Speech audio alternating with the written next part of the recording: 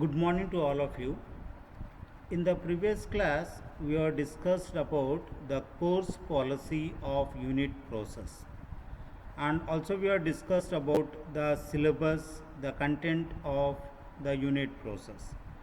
Today, we will be starting the introduction of the unit process. So, if you see, in chemical engineering, we are converting the raw materials into desired products by applying an optimum conditions, so that with a very low cost we can produce the desired product, looking into aspects of the environment also. So the process of converting the raw materials into desired products involves two types of processes. One is unit operations, the second one is unit process. So the introduction of unit operations, unit process, you already studied in the CPI subject. So in the unit operations, basically they involve a physical change. There is no chemical process which is taking place. For example, evaporation, distillation, liquid extraction, drying, size reduction process, and a crystallization, etc. So all comes under the unit operations. So when you talk about unit process, it basically involves a chemical change. For example, when you talk about the nitration process, the benzene is reacted with nitric acid, it produces nitrobenzene is produced. Same way, sulfonation process, we are converting the benzene into benzene sulfonic acid. Then oxidation process, reduction, amination process, chlorination process, all comes under the unit process. So when you are converting the raw materials into the products, we are applying some conditions like the temperature, pressure. It also depends, the rate of the chemical reaction also depends upon the nature of the reactants, the concentration of the reactants, whether the reaction is endothermic in nature or exothermic in nature, and it also depends upon the type of catalyst which you are using in the process. So coming to the different types of unit processes which we will be discussing in our syllabus, right? There are different unit process like neutralization, oxidation process, reduction process, esterification, nitration process, sulfonation, polymerization process, diazotization, chlorination, amination. In amination we have amination by reduction and amination by aminolysis and hydrolysis process, right? Majority of this unit process will be discussing in our syllabus. So to know some basics about the terms which are used in any type of organic reactions, we should know what are nucleophiles and electrophiles.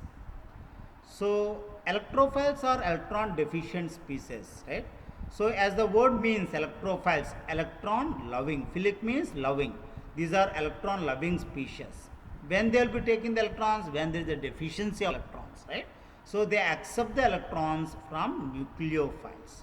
So the electron acceptors are basically called as electrophiles, which are deficiency in electrons. So all the Lewis acids comes under the electrophiles.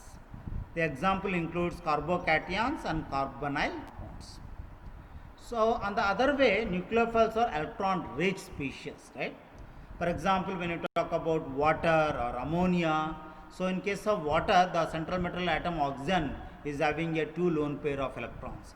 In case of ammonia, the nitrogen is having 1 lone pair of electrons. It can easily donate the electrons to the electrophiles. So all the Lewis bases will come under the nucleophiles. The examples like carboanions, water as I discussed, ammonia, right? Cyanide ions are the examples of nucleophiles. Then we should also understand what is homolysis and heterolysis, right? So when you talk about any organic reaction, basically it involves a covalent bond. When I mean covalent bond, it is a sharing of electrons which is taking place, right? So we have carbon-carbon single bond, double bond, triple bond, right? So all these comes under the covalent bonds. So we have two types of cleavage. One is homolysis, the second one is heterolysis, right? Heterolysis basically takes place whenever two different atoms are there. So for example, if you are having hydrogen fluoride, so fluorine is more electronegative when compared with the hydrogen, right? So whenever the electrons are cleavage, the hydrogen will get partially positive charge and the fluorine will get partially negative charge.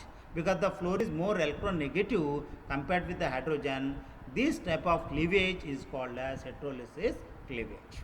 So heterolysis is a bond normally requires the bond to be polarized. One is positive, the second one is negative charge. The polarization of a bond usually results from differentiating the electronegativity of the atom joining by the bond, right? So we can even calculate the dipole moment. Dipole moment is nothing but charge into distance between the charges. The unit of dipole moment is d by. The greater the difference in electronegativity, the greater is the polarization power. So when you come to homolysis, homolysis generally takes place in case of same type of atoms, right? So for example, if you take Cl2, right? Whenever the cleavage is in place, Cl dot and Cl dot will be obtained, right? So in case of homolysis, because both are same negative in nature, so then in case of homolysis, we will be getting the free radicals are obtained.